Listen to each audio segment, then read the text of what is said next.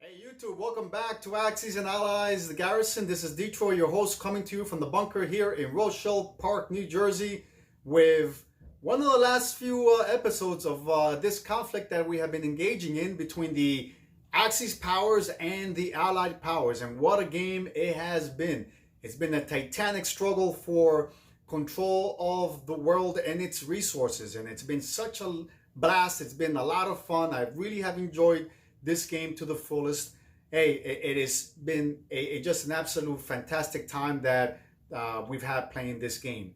So it is episode 7.4. G.I. Joe gets to make his moves with the USA, and they're going to be very interesting. I promise to you that G.I. Joe is not letting anybody down.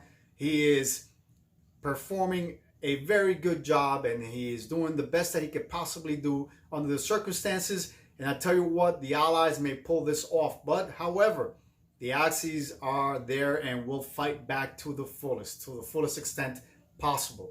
All right, so guys, just one thing, please bear with me. I know that I am a little bit slow with putting up the videos recently, and in part it's because not that I'm actually slowing down, it's that my teammates and opponents have actually been able to speed up their gaming. They're producing, they're making their moves a lot faster than I'm actually been able to maintain or keep up with. And you know, life is life. I have a family, I have a job, and now I also am currently going to school, and that's, you know, I'm taking a course that is job related for a promotion that I'm looking to get, and it's just taking up a lot of my time, and it's making it much more difficult for me to make videos for you guys to watch and enjoy. So please bear with me as I try to keep up with the pace of the game currently. Guys, as I like to say, make sure that you make those commentaries. I always look forward to hearing what your thoughts are regarding the strategies and tactics that we are currently using in this game. And by the way, keep in mind that it is almost the end, okay, of a absolutely fantastic game. One more round after round 7 and it's over. Okay, guys, enjoy. And all right, YouTube, it's the beginning of episode 7.4, and it is the USA's turn, and G.I. Joe is the commander-in-chief of the U.S. Armed Forces. All right, so we're going to review the current ground and naval situation that the U.S. is currently finding itself in on both sides of the theaters of war. That is the Pacific and European theater sides of the war. However, before we do so, let's make a recap of the current points that the Axis have been able to acquire since the beginning of round 1. So as you well know, we actually are halfway through round 7. We are just about to approach round 8, which will be the end, the last round of this conflict, of this game. So currently, the Axis powers in Europe, up in the area that Germany controls, Germany has a total of 3 victory points, and those are the victory points of Paris, Berlin, and Warsaw. So these are 3 victory points that Germany controls. Down in the Mediterranean region, you have Italy that is in possession of 2, and those are the victory points of Rome, okay, and the victory objective point of the Mediterranean, which is a victory point that requires or states that there be no Allied controlled territories in sea zones 95, 97, 96, 98, and 99. Basically, sea zones 95 through 99, there can be no Allied controlled territories or islands. So currently, Italy has 2. So as 2 plus 3 is 5 points that the Axis powers have already accumulated in Europe itself. However, what can the Axis still achieve? Okay, and in order to answer that question, let's look at the 2 remaining victory points that are theoretically still possible for the Axis powers. And that is the victory point objective of New Rome, and that is if Italy can acquire and maintain the territories of Morocco, Algeria, Tunisia, Libya, Tobruk, Alexandria, and Egypt, that in itself is one additional victory objective point. So it is possible, okay, for Italy to acquire that victory point. And as we can tell, the only thing that is stopping Italy from gaining that victory objective point is the fact that the French are occupying Egypt, okay? And then there's still another additional point, and that is the victory city of Cairo.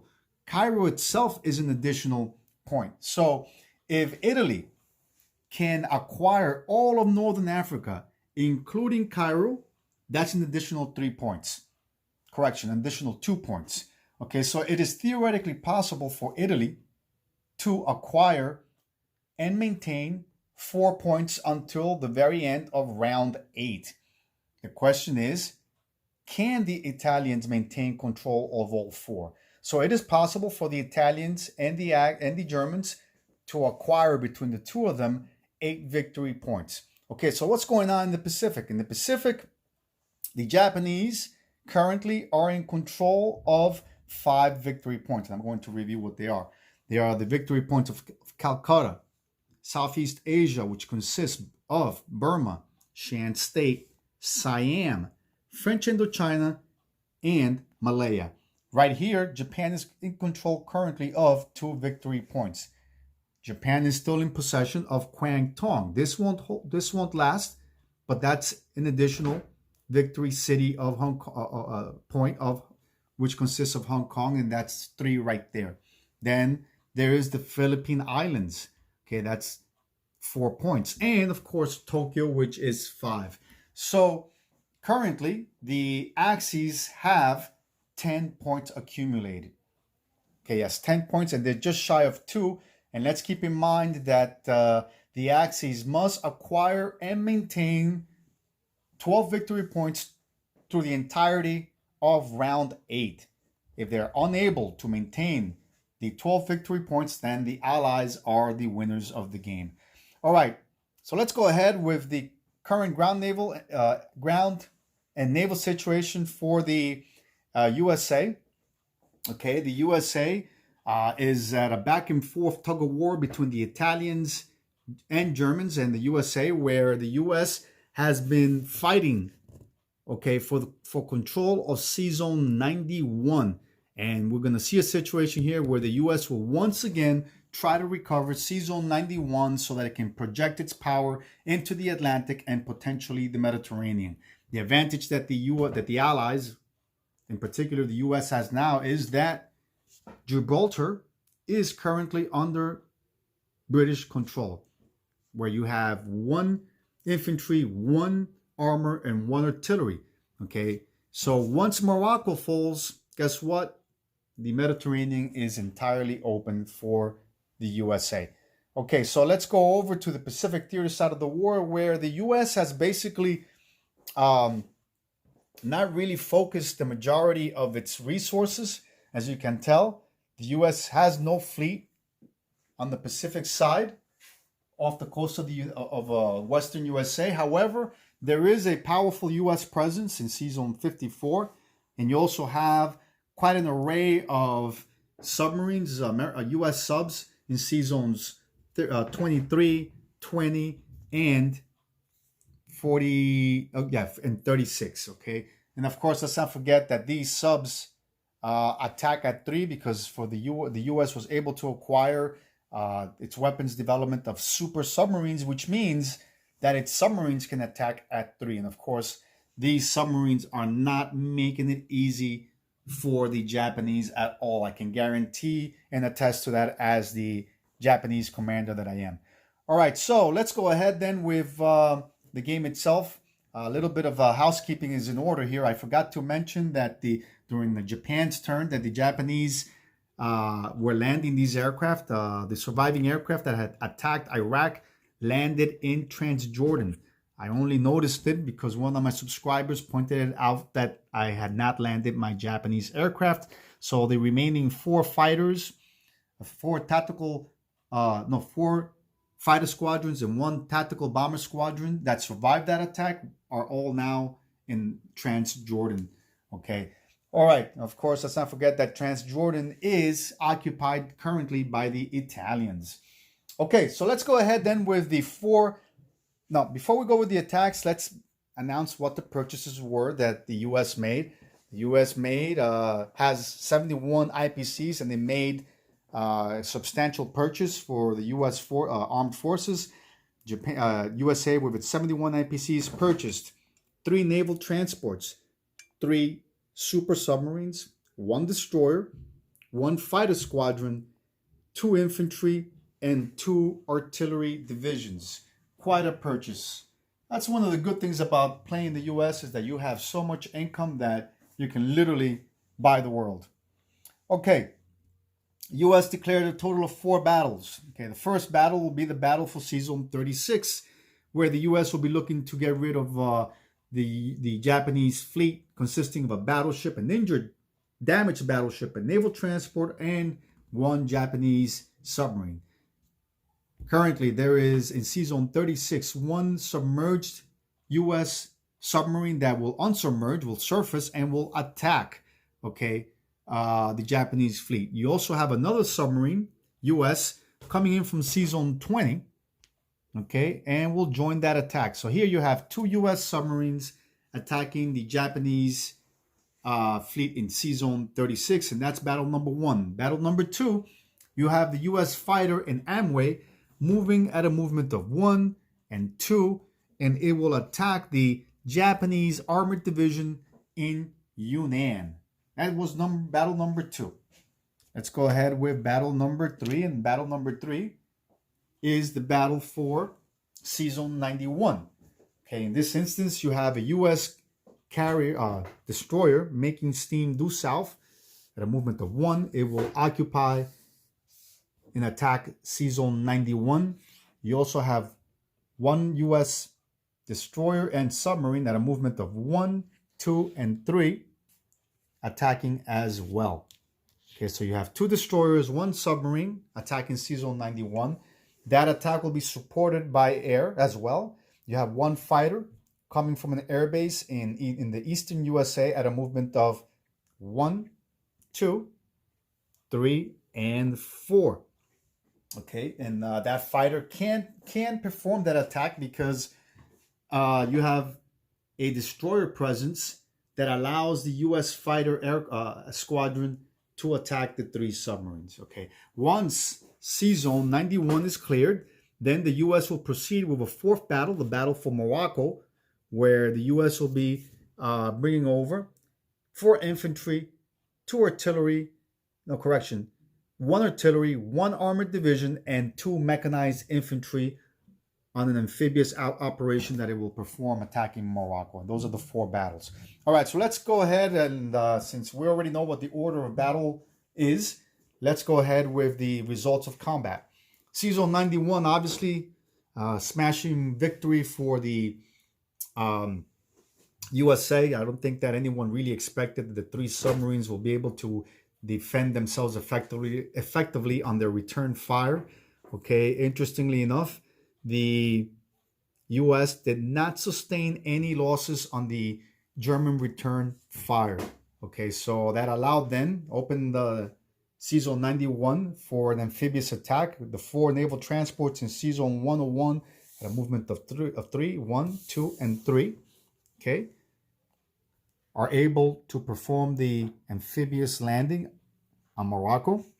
In this instance, in this battle, the defending Italian and German forces, consisting of 1 artillery, 1 infantry, and 1 fighter, as best as they could, these forces were defeated. The Italians lost an infantry, an artillery, and the Germans lost a fighter. Okay, on their return fire, the Americans lost 2 infantry divisions in that attack. Okay, so Morocco now is in the hands of U.S. forces. All right, so then let's go ahead then with, you know what, let's land this aircraft right now. This way I won't forget. We're going to land the U.S. fighter, not in Morocco. It's actually going to land on Gibraltar, that's been liberated by the British. Okay, so that fighter will land in Gibraltar. Let's go ahead with the third battle. The third battle is the battle for Yunnan. In this instance, you have the U.S. fighter attacking the Japanese armored division. It's an equal exchange. They both have a die roll of 3. In this instance, the Japanese armored division was destroyed on the first round of first sequence of battle. On the return fire, the answer is negative. The Japanese armor division was not able to shoot down the American fighter. And of course, this is a U.S. fighter squadron that will now land on Szechuan. Okay, and of course, that fighter did have 2 movements left in its fuel gauge. It just chose to use only 1. All right, last but not least, the battle for Sea Zone 36. You have 2 U.S. super submarines, advanced submarines attacking at 3. All right, in this battle, the U.S. submarines were able to sink the battleship and the Japanese submarine as well. However, they were unable to sink the U.S. naval transport, reason being because on the return fire, the U.S. battleship was able to take out the 2 attacking U.S. super submarines. All right, so much for that. However, let's be realistic in this situation. Even though we have a surviving naval transport, unfortunately for the Japanese, these waters are infested with, guess what, Anzac submarines, which I'm sure will come in and take out that naval transport in Sea Zone 36. All right, so that's about it for the actual combat movements. All right, guys, let's go ahead then with the non-combat movements. I believe that there's a total of 4 movements that the U.S. has to make this turn. And of course, you have 1 U.S. infantry division in Alaska. This infantry division will be railed at a movement of 1 through British Columbia. I don't know if you see that. Then 2 through Western U.S.A. and it'll end up in its 3rd movement on in central U.S.A. All right, so let's go over to the Pacific once again. I'm to walk around the entirety of my game table here. All right, then Sea Zone 54, you'll have 1 U.S. destroyer going up to Sea Zone 49. So what the Allies have done here is that Sea Zones 49, 46, and 45, there's a destroyer screen protecting Australia. Okay, and let's keep in mind that each of these destroyers, according to the BBR, can they can block up to 3 naval vessels. Okay, 3 warships. So in essence, the U.S. fleet in Sea Zone 54 is protected by this screen of destroyers. Very good tactic that Joe has used here. Okay, so then let's go out. That is implementing. Let's go ahead with the 3rd naval movement, and that is the movement coming from Sea Zone 26. Okay, a little bit of housekeeping here. I made an error during the last Japanese turn. As it turned out, and of course I forgot to do this. The 2 naval transports that were defending Sea Zone 26, when paired, they do get a die roll of 1 or less. Well, when the single Japanese fighter that attacked Sea Zone 26 scored a hit and sunk. Okay, it only sunk 1 naval transport. I had forgotten though that was the case, and that on the return fire, the U.S. naval transports paired were able to shoot effectively on the return fire and did shoot down the fighter, which meant then that only 1 naval transport had been sunk. I don't know if I'm clear enough with that, but it was just a 1-to-1 ratio, as VK Cowboy had mentioned when he corrected me in this error that I made. The fighter, in essence, was was like an attacking strategic bomber. Okay, so it was only able to sink one naval transport because it was shot down and never got a second round of attack. So this naval transport will pick up one infantry and move south at a movement of 1, 2, and 3, and will drop off one U.S. infantry division in Queensland. All right, so what is the other movement? Okay, the last name non-combat movement is the U.S. sub in season 23. This sub will move at a movement of 1 and 2 and will end up in season 21. All right, so let's go ahead with the final placements of the newly purchased units that the U.S. Made. So the 3 naval transports will be going into season 101. All right. And the destroyer, actually all of the vessels, all the newly purchased warships, which consists of 3 submarines, 1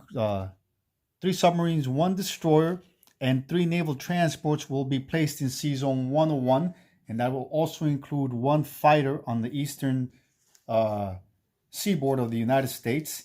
You'll have the remaining 2 infantry and 2 artillery divisions being placed in central USA. All right. Okay, so that does it for the placements of newly purchased units for the USA. Okay, the US should be collecting a total of 71 IPCs, but to be honest, it doesn't really matter at this point in time because round 8, the US will in essence have, the axes will in essence have gone before the USA, so there will be no round 9, so there will be no need for the US to really purchase anything. Okay, guys, so this is the end of round 7.4, turn 7.4. Okay, I hope you enjoyed this episode and that it clears up some of the confusion because, as you guys well know, my opponents and allies in this conflict are moving at a very fast rate, and they have gone ahead and have been able to post their videos far in advance than my ability to actually be able to keep up with them. So in any case, I apologize for the delay, but hey, I'm doing my best here, guys. In any case, guys, as I like to say, don't forget to bunker down and play.